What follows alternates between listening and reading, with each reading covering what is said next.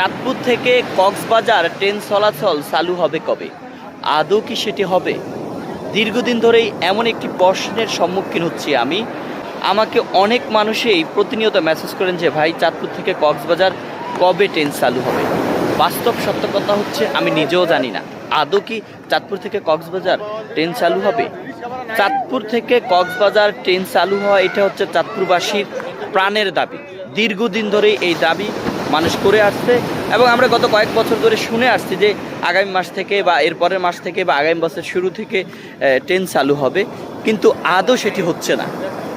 আমরা চাই চাঁদপুর টু কক্সবাজারে ট্রেন চালু করা হোক, যাতে করে আমরা ট্রেনে চড়ে চাঁদপুর থেকে ট্রেনে চড়ে এসে এই সমুদ্রের সৌন্দর্য উপভোগ করতে পারি। আপনারা দেখছেন যে গর্জন, সমুদ্রের যে কী পরিমাণ সৌন্দর্য, এখানে না আসলে আপনি উপভোগ করতে পারবেন না। দর্শক, যারা চান চাঁদপুর টু কক্সবাজার